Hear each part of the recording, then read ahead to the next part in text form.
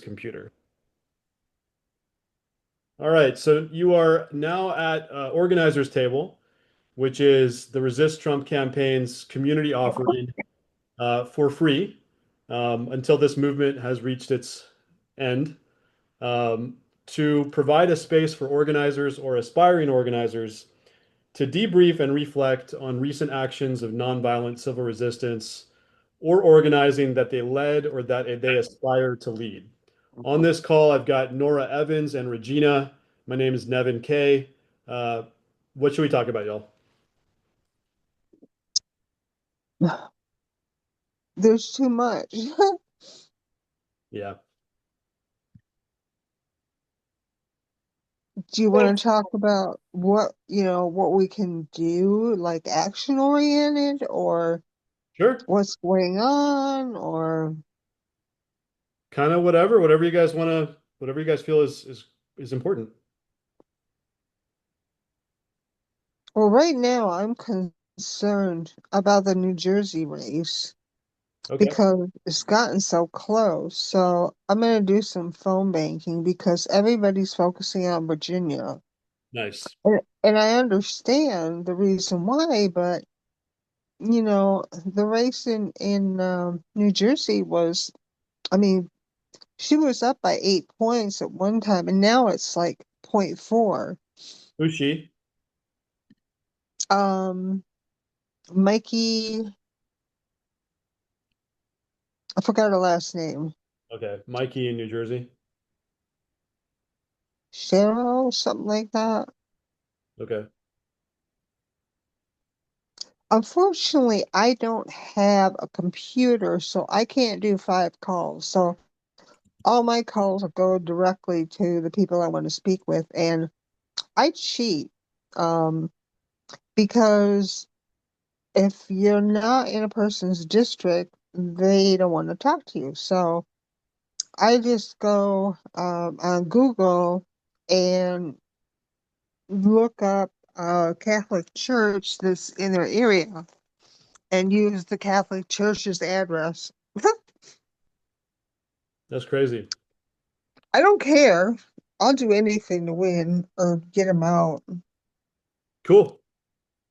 I feel like if I break some rules to save lives, fine. Yeah, I mean, that might be the view you take. If like members of Resist Trump, uh, just so you know this, we only follow the laws when it comes to civil resistance. So just your quote of breaking the rules sometimes it depends on what the rules are. If you're talking to Nevin, the Resist Trump organizer, um, we do follow rules in that context. But Oh, I wouldn't really break the law. I'm completely peaceful. yeah, No, I got that idea from Field Team 6 what's the idea? of using an address in someone else's district. Oh, okay. Regina, what are you thinking about these days about your activism or resistance or anything? Um, just I kind of want to resist everything, but at the same time, with as quickly as things are changing, it's hard to know how much you can speak up.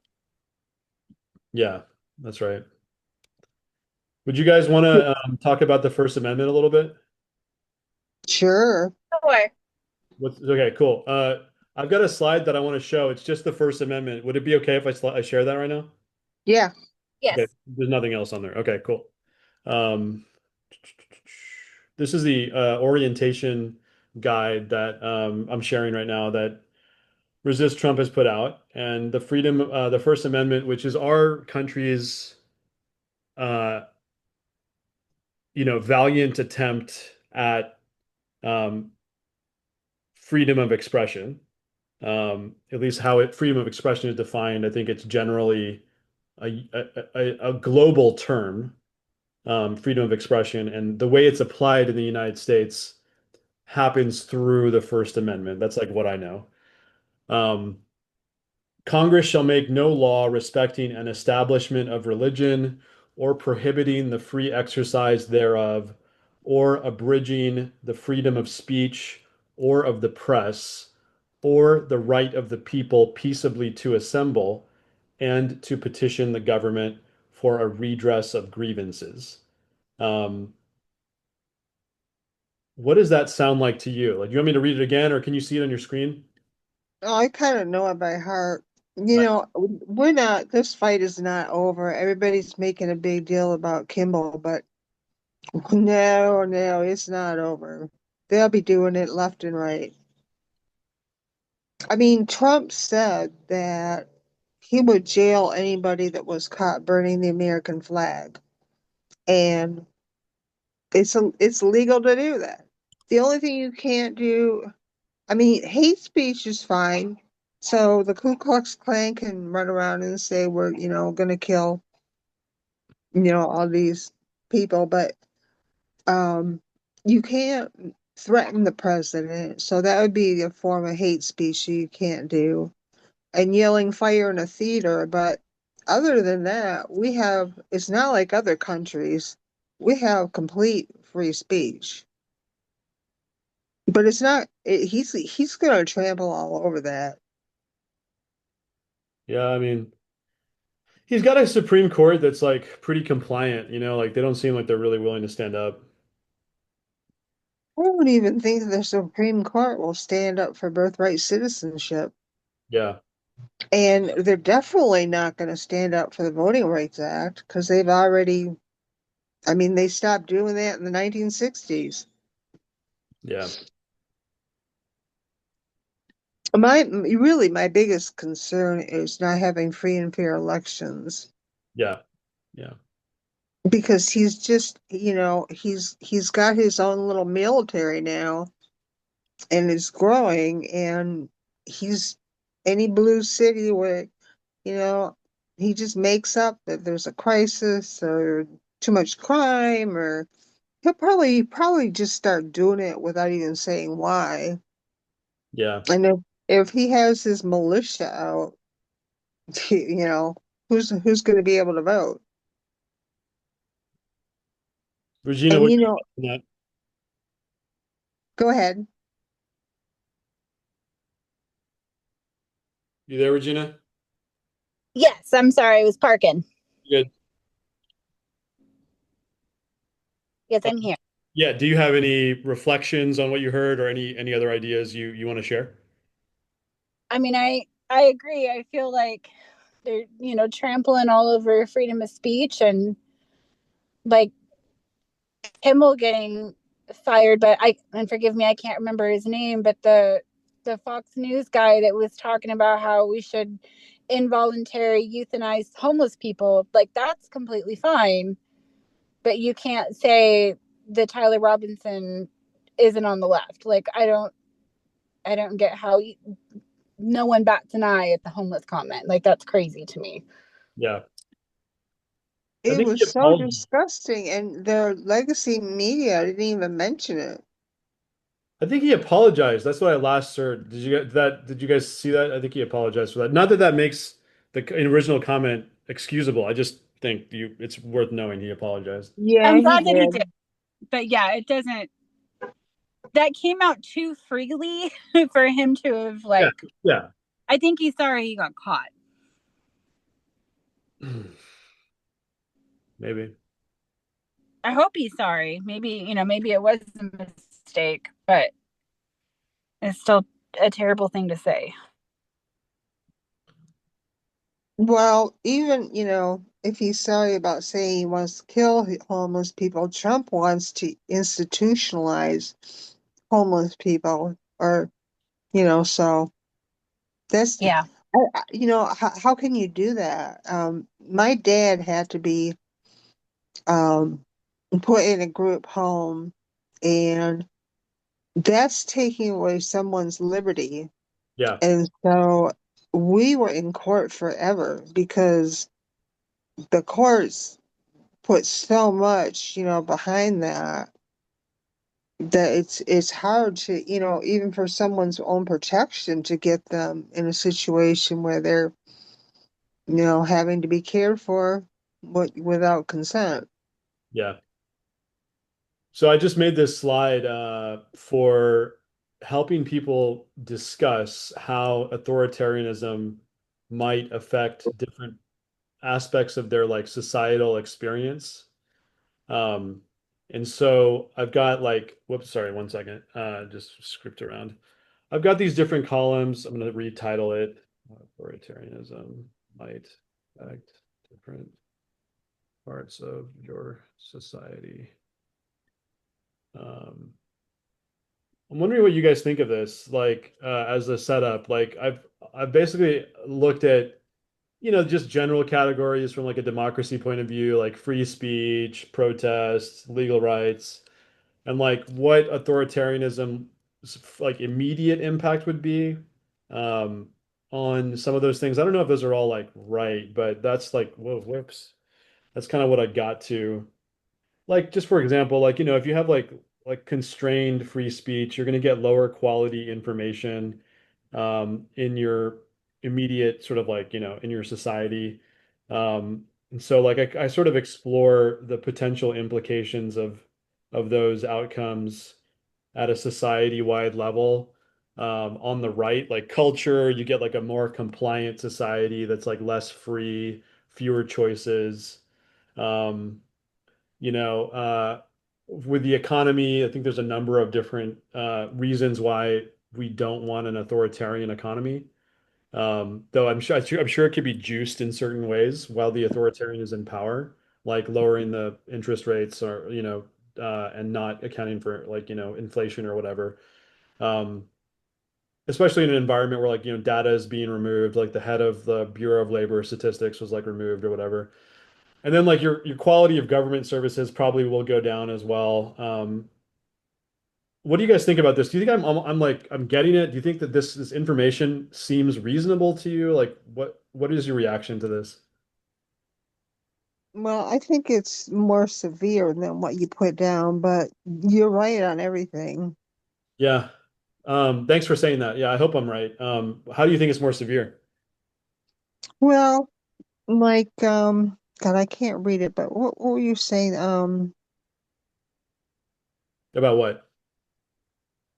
Let me see if I can read this. Well,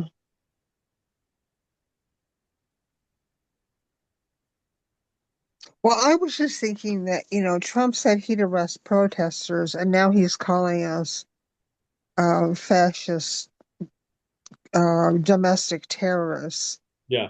And so when you protest, and like I've seen some of the ICE footage lately, they're getting more and more brutal, and they're going to start arresting people, U.S. citizens.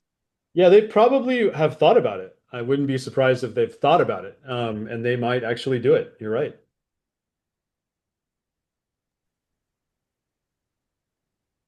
What do you think about this, Regina? Are you able to even see this? No, I can see it. I agree. I think it's a little more severe. What I mean, I like the data that you have up there, but I think it's a little more severe than what is posted. Like Yeah. LGBTQ rights, for example, like Yeah, is yeah, yeah, yeah. drastically different. The fact that trans people are now being considered like terrorists, which they don't. It's not a choice. That's how they're born, and there's there's really not any changing that, despite how much Trump might want that to happen. Yeah, I agree with you on that. That's very interesting. I appreciate you pointing that out, especially like the what you just pointed out with regards to our trans, brothers and sisters. I'm going to put a little note just for myself, like, like the rights of my minority rights, um, minorities. What's the impact on the life of a trans person when they don't have, the right to, I don't know, declare their preferred gender in government documents um, or I that. mean, basically, they're living in a society that tells them that they're wrong and everybody hates them. That they have to hide who they really are from everybody for fear of being arrested or worse. And that takes a huge toll on people. You mentioned minorities as well. My husband is Mexican, and anytime he's late from work, I'm terrified he's been arrested, and he was born in this country. Yeah. But now that now that it's legal to racially profile people, like anytime he's late, I'm scared that he's not safe, and that's a terrifying feeling. Yeah. Yeah. That's giving a lot of life to the fairly bloodless phrase minorities experience more challenges. I mean, let me know if I should rephrase that, but that's how it's currently being phrased in this little chart. Yeah. Yeah. Well, under legal, what's the most severe is that Supreme Court is changing our Constitution. Yeah. Yeah. And I know that's not Trump directly, but they side with him. So, I Yeah. mean, my God, what could be worse than, starting to screw around with the Constitution? Yeah, that's a really good point. Yeah, I mean, I think like from a government point of view, just like, yeah, that's um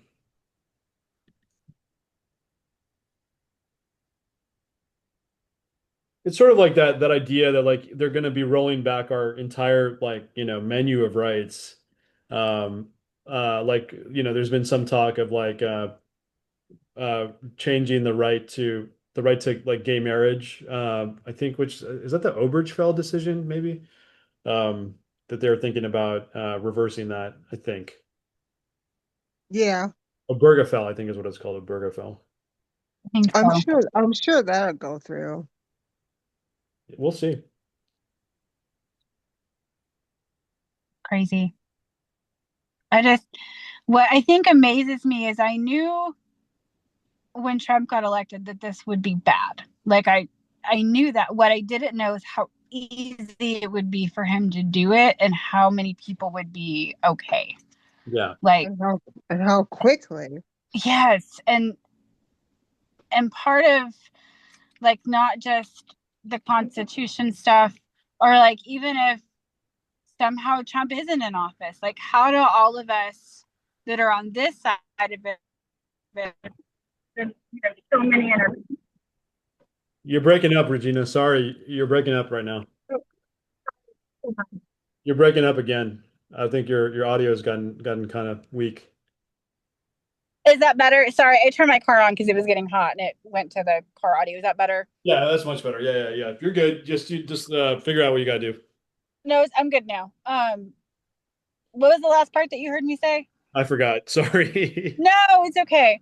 I think just, and forgive me if I'm repeating any of it, but just not only like that it happened so fast of everyone just allowing this to come in and happen, like how do us on the left reconcile, even if Trump comes out of office and let's say we do get a Democrat as president again, how do we reconcile with just the knowledge that so many people were okay with this happening? Like that's something I'm really struggling with.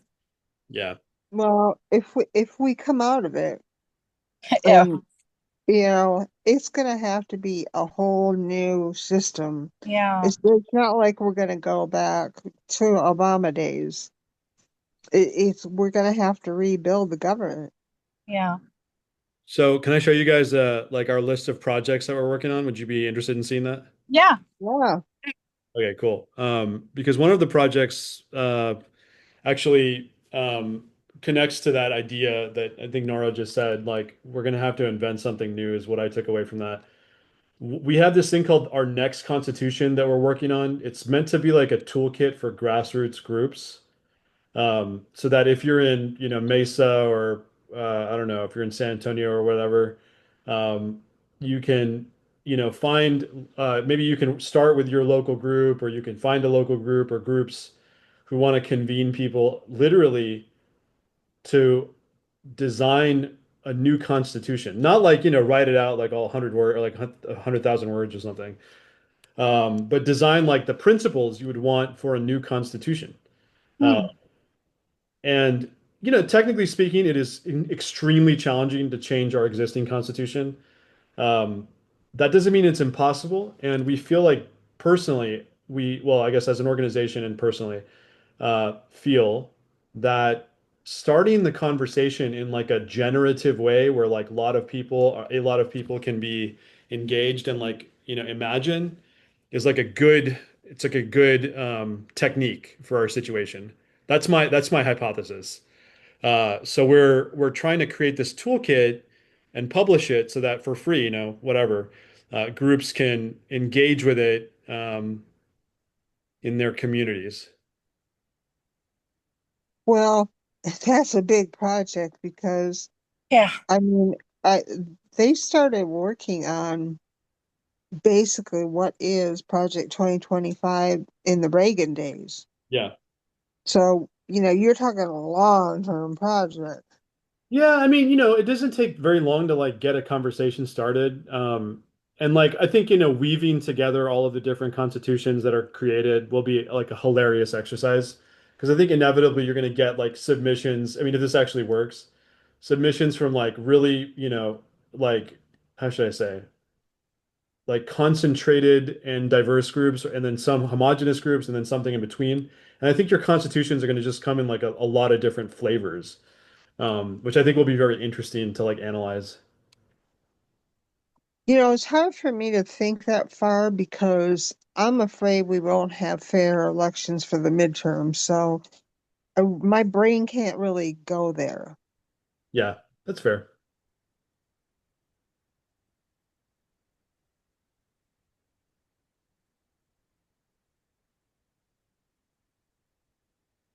I think it's important I know that it is hard, but to try to go there, because if we stay in that's not going to happen, like, I feel like it might hinder us from fighting. Like, we, we've, we've got to try to stay as positive as we can, or it's definitely not going to happen. Yeah, I agree with that. I don't know. Going, if we could just undo some of the Supreme Court rulings, we wouldn't need a whole new constitution, but Yeah. we're going to need to rebuild the government because it's dismantled. Yeah. Mm-hmm. So I think that comes first. Yeah. Yeah, I like the Constitution idea for now because it's like it puts a marker out there for people like, okay, if you were going to redesign your society, like how would you order it, And what would you leave open? Um, but it may not be the only way to like, envision the future. Yeah.